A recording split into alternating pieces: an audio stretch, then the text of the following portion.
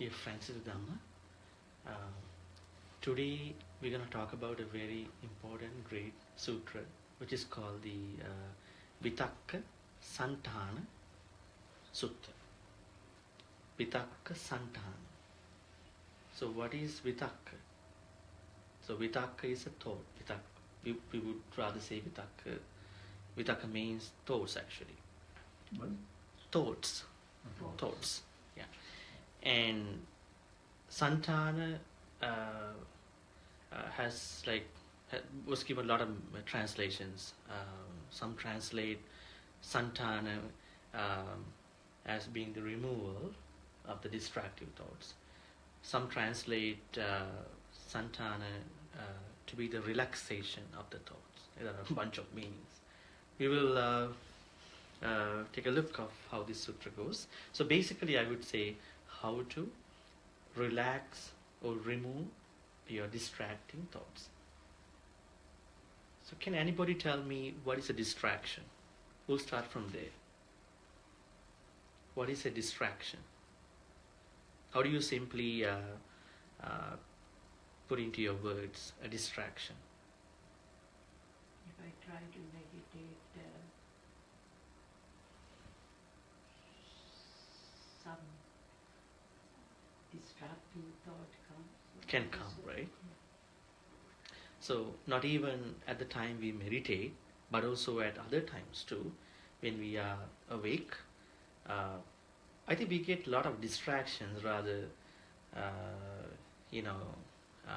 non-distractions that we really want us to be focused on something, right? So distractions are pretty normal, but sometimes they are really, obstructing, bothering our life, our normal activities too. So let's take a look at this sutta. Actually, in this sutta, Buddha talks about 5 techniques to tackle the distractive thoughts. Simply 5 techniques. So now the sutta goes like this. When a bhikkhu, we could actually say someone, right? When someone is pursuing the higher mind, now higher mind is something that we try to gain through the meditation, concentration, mindfulness, or whatever the channels. From time to time, he or she should give attention to 5 signs. So these 5 signs are the techniques that we're going to talk about. Now, assuming that we get stuck with greed, hatred, or anger, or delusion, or ignorance, then there are 5 techniques that we could try out. The interesting thing is that if the first does not work out, at some point we could go to the second one. If the second does not work out to us or to individuals, we could try the after one actually, the next one, right? So the first one, he should give should give attention to some other sign connected with what is wholesome. Let's say if we're getting kind of a distracting thought about based on greed, then we could actually look for an object, mind object, based on non-greed, right? Let's say if you know that now I'm greedy, now I'm very, very greedy about something, then you could try to convert or transform, I would say transform that to the opposite side of that one, the bad, that unwholesome thought. All these are thoughts, right? Let's say if you suddenly get stuck in a greedy thought, then suddenly you try to transform that greedy thought into a non-greedy thought, right? The most important thing is that you know that it's a greedy thought.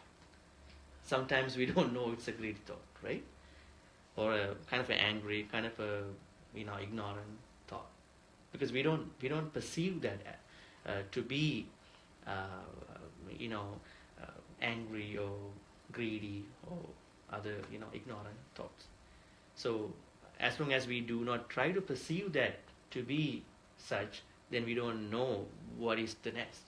What's the rest that we could do to that? So the first technique is to transform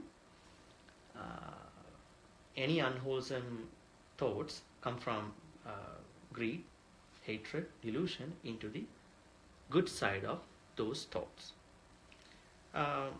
For some reasons, if this technique is not going to work for us at some points, then we can try the next technique. He should examine the danger in those thoughts, right? Now, the Buddha has given an example, like a simile, for the first one. I would read that. This is for the first one. While he or she is giving attention to some other signs connected with what is wholesome, there still arise in him evil, unwholesome thoughts connected with desire, hate. Then he or she should examine the danger in those thoughts, right? These thoughts are unwholesome. They are reprehensible. They result in suffering. Sometimes we know if we get angry, we know we could actually suffer from both physical and mental pain, right? So if we really focus on those repercussions, so there's a chance that we might not encourage that thought. So that's the second one. And then the third one is he or she should try to forget those thoughts and should not give attention to them. So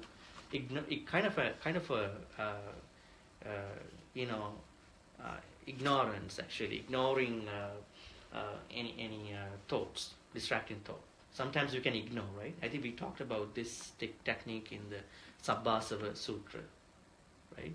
In the Sabbasava Sutra, Buddha says sometimes you need to avoid, you need to ignore some individuals, some unnecessary objects, some situations, right? Rather you're going to face all alone, because we don't know what's going to happen. But not all the time, right? If you're going to go away from all the situations, you are somebody like not facing the reality. But there are some people, some objects, some situations you might need to ignore in the first place. That's the third technique. If the first one doesn't work out, then you go to the second one. If the second one doesn't work out, then they ignore. You could forget those thoughts and kind of like ignore those thoughts. The fourth one, he should give attention to stilling the thought formation of the thoughts. Now, in Pali, in the sutra itself, it is said like it is given as Vitakkasaṇṭhāna, right? Stopping the cause of the thought. Now, probably we could look into the cause of the thought. Why I got this thought? Let's say I could be angry, I could be greedy. Then we never find out why I became angry, why I became greedy, why I became ignorant. So that could kind of sort of help us to still that, those unwholesome thoughts. So the fourth technique is to kind of still the thought formation process, finding the main cause of the thought. The fifth one is something really different. That's kind of telling us to do a physical activity. Don't know, how this relates to our modern times. The fifth one, then with his teeth clench and his tongue press against the roof of his mouth, he should beat down, constrain and crush mind with mind.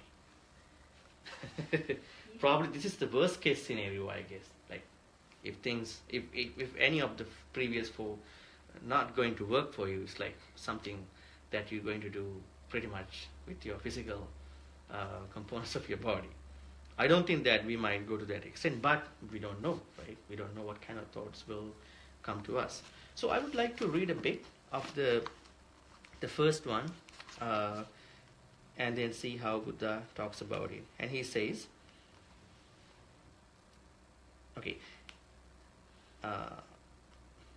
when he gives attention to some other sign, this is the first one, sign connected with what is wholesome, then any evil, unwholesome thoughts connected with desire, with hate, and with delusions are abandoned in him or her and subside. With the abandoning of them, his mind becomes steadily, internally quieted, brought to singleness, concentrated. Just as a skilled carpenter of his apprentice might knock out, remove, and extract a coarse speck by means of a fine one.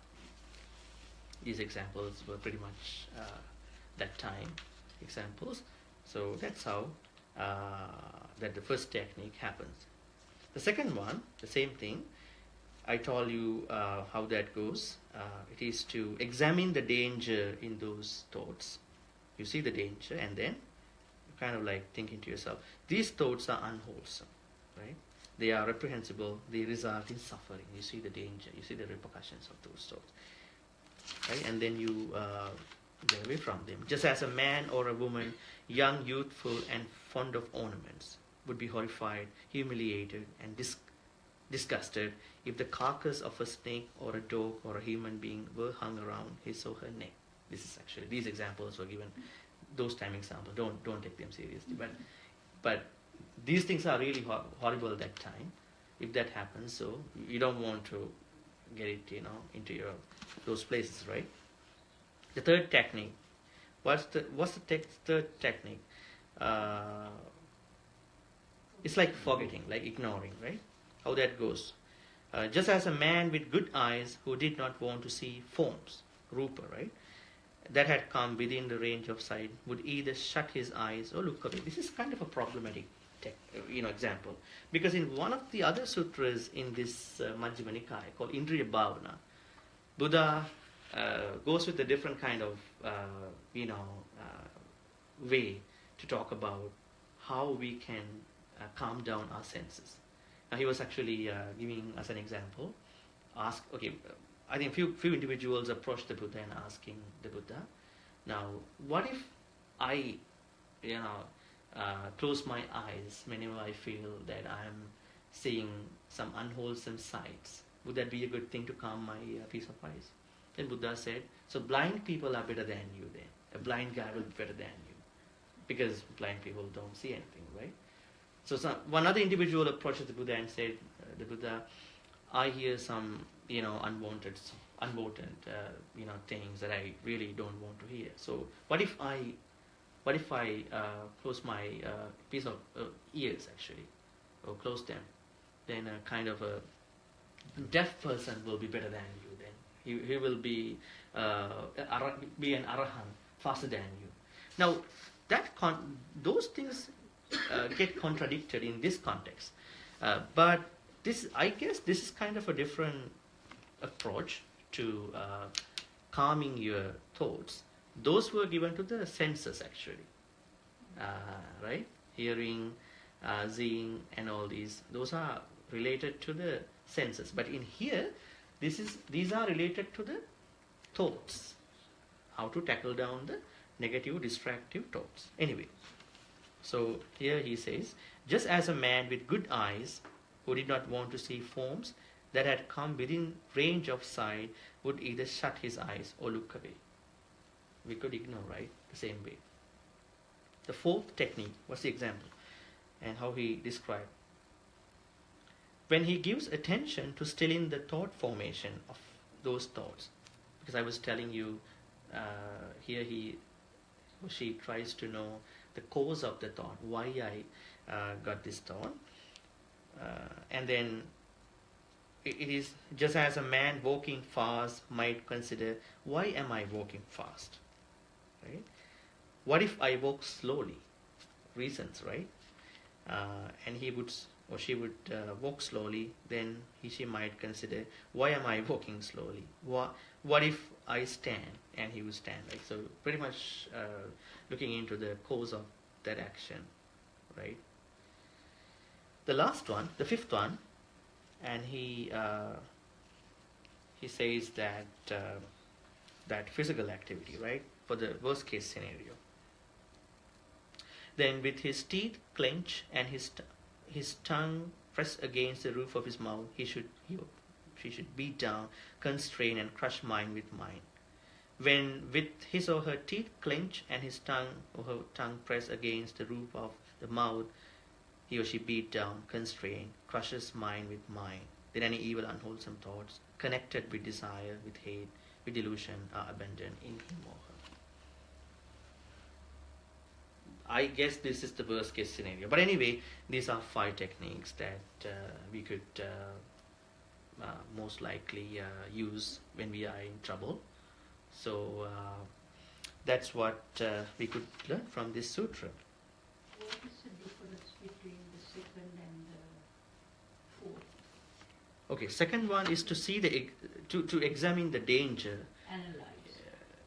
You see the repercussions that would happen to you if you encourage those thoughts anymore, right? And the fourth one, right?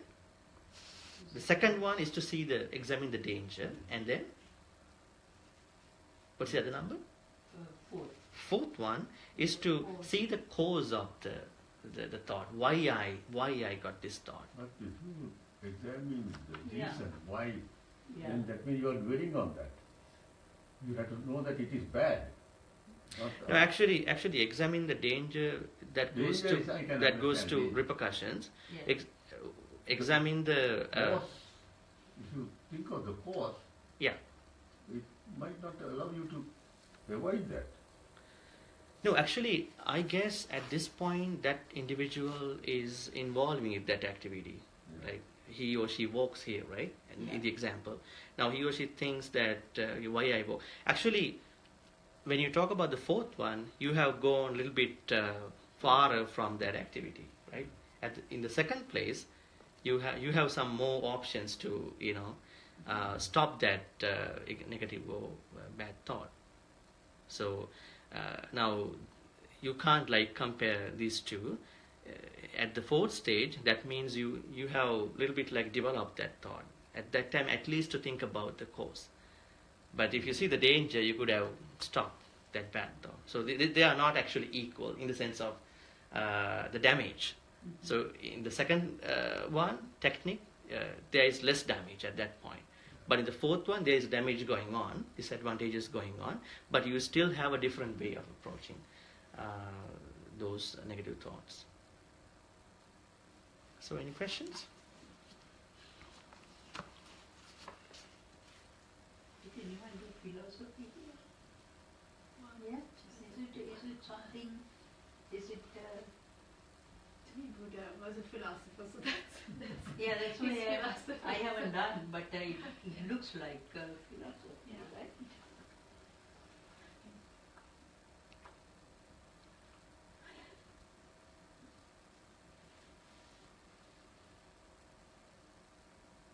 It's good. Yeah. Have you ever tried any of these 5? And how that went? Yeah, normally, Huh? It works well. It's very of practical. course, practical. You know, if you're having greedy thoughts, if you then think of generosity and, Yeah. and the good feelings of generosity, you're Yeah. likely to then be able to stop thinking about Yeah, this. in the first place, right? And there you have more advantages to stop that. But what if that was encouraged far more than that? And then the second one, examine the danger of that a little bit. You're in trouble, a little bit trouble. The third step, the attention approach. Oh, You try not to pay your attention that much. The fourth one is to see the cause, right? It's to me, it's a process. That is the problem that I have. If I think of the cause, I might get even worse problem. Well, I don't think I don't think these 5 would work out to all of us in the same way, Yeah. yeah. because these are situational things, right? Yeah. We don't know to which point we have encouraged any of our thoughts, distracting thoughts, right? If I'm So, angry, but probably you might be a person who might stop happening the negative distractive thought in the first place. Then you don't need that one, actually. Yeah. Maybe this is for a different kind of audience, Yeah. right? That's how we Yeah. Don't try to apply everything that must be Yeah. applicable to my, Exactly. my life, because people are different, right? Yeah. So Buddha was talking to many, Mm. not to one person, right? Yeah. But these are But very it good makes sense, I mean. good approaches, I simpler guess. way, You know, not getting into deep. Well, that clenching of your teeth approach is something. Yeah, That then is you re- cannot say anything when you I mean, approach it. that means there could be people who might not be able to, get into the previous four, right? That's why there is a kind of an approach like that. ඒ කියන්නේ දත් පිටි කනවා කියන්නේ ඒක. දත් පිටි කනවා කියන්නේ ඒක නෙමෙයි නේද? ඒක තරහා නිකන් ගියාම තරහ නෑ ඒක කනවා. it's something related to anger, right? Yeah. When you මේක are නිකන් angry, I mean- දතර දෙකක් තියාගෙන ඒක මම හිතන්නේ ඒක හොඳට English කිව්වොත් term, like when you say bite your tongue down or hold it in. Yati- I think Yeah. it's more- යටි දතේ උඩු දත පිහිටුවා. යටි දතේ උඩ ඒ කියන්නේ even, right? Something Yeah. maybe I don't know how you describe clenching. Show me.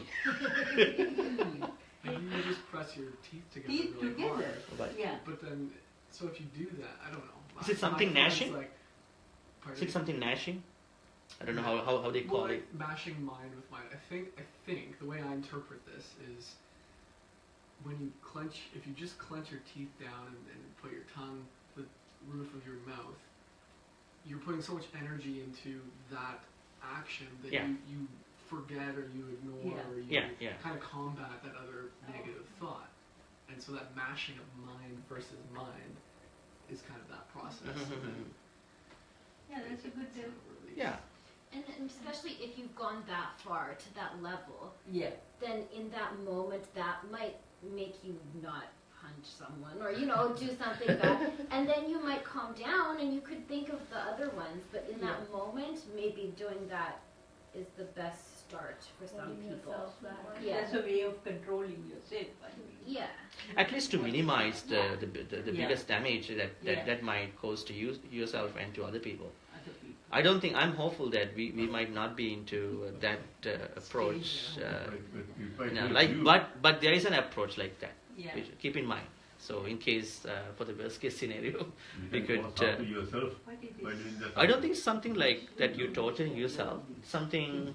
If you clench your teeth and all, you might get hurt too. Who knows?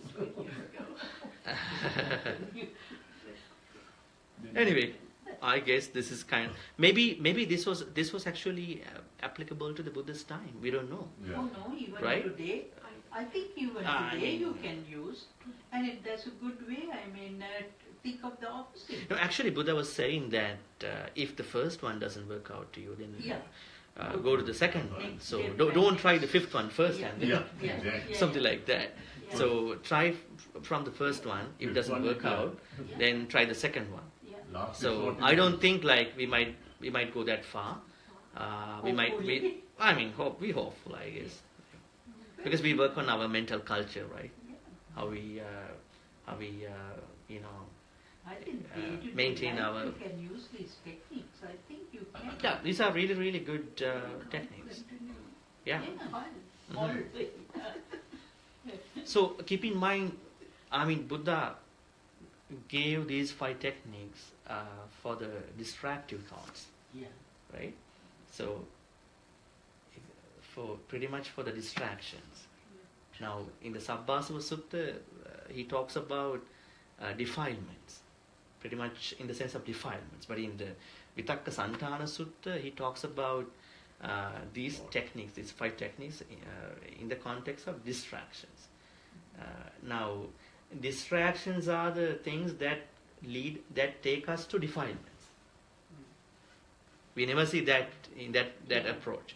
When we are distracted, then that's how we get in defile, right? So I think this is something that we should really focus on, because if we can work on our distractions, distractive thoughts, then we could minimize the harm that we might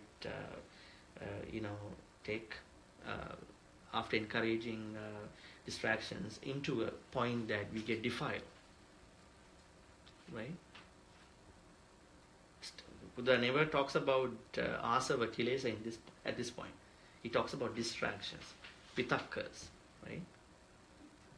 Yeah, vitakka is the Pali term that is being used in this sutra. Mm-hmm. So, okay, now you said that you could kind of use the first one, some distractions.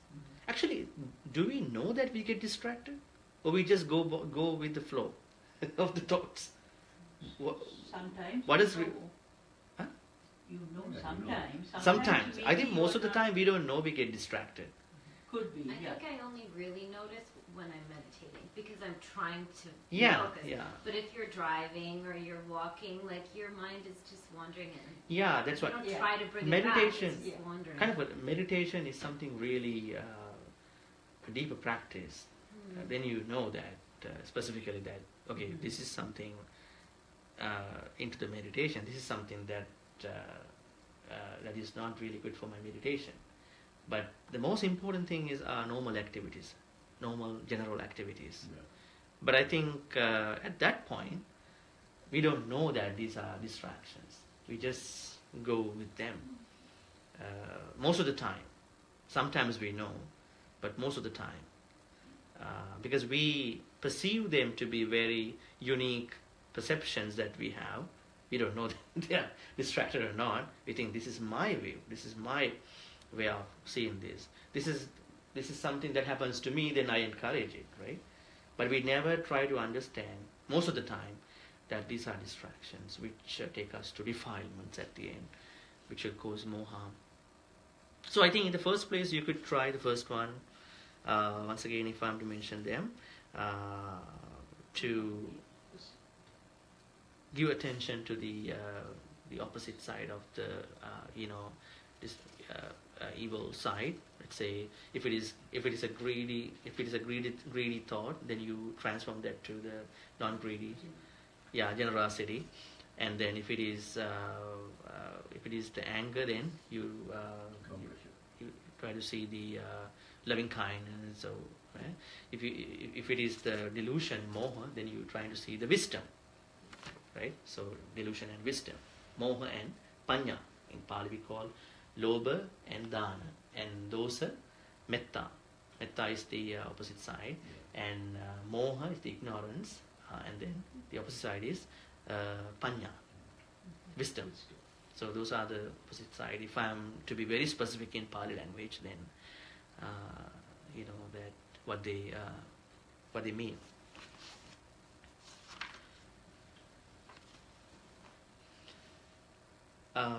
I found that as I told you at the beginning, translations go in different ways. Some have translated this to be the removal of distracting thoughts. I would rather say the other translation, relaxation of your distractive thoughts, because we rather want to relax us, not posing a risk, with our thoughts. We're trying to relax. Maybe somebody can see this is as a removal, right? I don't know. It's kind of a perspective issue, but so, and also thoughts are energies. There is an energy inside of a thought. A thought arises because of a reason, right? And also there is an energy. So you may not be able to remove in the first place.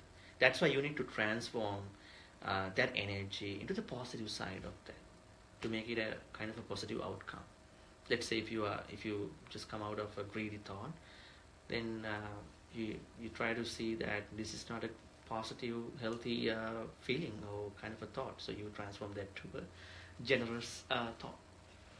If you feel that you get to see somebody that you don't like, somebody that you disagree with, something that you don't like, you hate. I don't think hate is a good thing, but sometimes you disagree on the basis of some reasonable things. So then you try to see that with a constructive thinking. But if you think this is going more than that, then you try to transform that into a thought of loving kindness. I don't need to encourage this angry thought. I know this is really painful at the end, right? And then what about this moha? Moha in the Buddhist teachings mean the ignorance of the what's that? No, The moha means actually the ignorance on basically the Four Noble Truths. So because we don't look at anything based on the Four Noble Truths, then we are kind of clouded. So we need not to be clouded. We need to go out of that clouding. That is called panya. So to get panya, we need to encourage three universal characteristics called anicca, dukkha, anatta. We need to see positive, negative, and mixed changes within us and around and beyond us, and also unsatisfactoriness that we experience in our normal life, and also this I, me thinking, right? The Buddha said there is no I, there is no me, myself. Rather, there are five aggregates. So if you can if you can add those three universal characteristics into your perspective, and then you think upon them to see anything, any situation, anything, and then you into wisdom. And also, when you do that, you get to know that, you get to understand the Four Noble Truths, in those different ways, like say in the smaller version and in the deeper version. So that's moha, and then panya.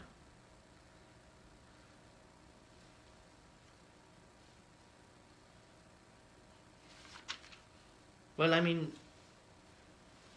the good thing is that we need to put this into a practice to be a practitioner, rather we know a lot of things, and I don't know. I mean, how much you practice. We need to be a practitioner all the time. Give some thoughts about these five techniques, and then see. And you already done the first one, so and we'll see how they work. I'm hopeful that you won't go to the fifth one to clench your teeth and then to that time. You have to talk to a dentist to find out. To talk to a dentist. Probably there might be some people who might need to use that practice, who don't get benefited from the four techniques in the first place, right? Maybe there must be a reason to keep the tongue that way, maybe. I don't know. Maybe I mean, people like us, like in the modern times, don't know how to do that even, But the people at that time probably might have done similar physical activities to do some other things, and they know that this could work, right? Anyway, so if you have no more questions, we can share good karmas with the departed relatives and the deities. So let's share all the good karmas with the departed people. May they be happy and peaceful. May they attain the supreme bliss of Nibbana. Sadhu. Idam me ñāti nang hotu sukhita hontu ñātayo. Idam me ñāti nang hotu sukhita hontu ñātayo. Idam me ñāti nang hotu sukhita hontu ñātayo. Let's share all the good karmas with the deities or heavenly beings who protect and bless all of us. May they be happy and peaceful. May they also attain the supreme bliss of Nibbana at the end. Let's give a big sadhu and recite the stanza. Ettavatacha amhehi sambatang punya sampadang sabbe deva anumodantu sabba sangpatti sindhya. Ettavatacha amhehi sambatang punya sampadang sabbe bhuta anumodantu sabba sangpatti sindhya. Ettavatacha amhehi sambatang punya sampadang sabbe satta anumodantu sabba sangpatti sindhya. Finally, let's make a great wish. May all the good karmas we've been accumulating so far help all of us to attain the supreme bliss of Nibbana as well. Give a sadhu, and I'm going to bless with a couple more stanzas. Abhivadana Silisse Nichang Vaddha Pachayino Chattaru Dhamma Vaddhanti Ayuvanno Sukhang Balang Ayurarogya Sampatti Sagga Sampatti Mevacha Atu Nibbana Sampatti Iminati Saminchatu.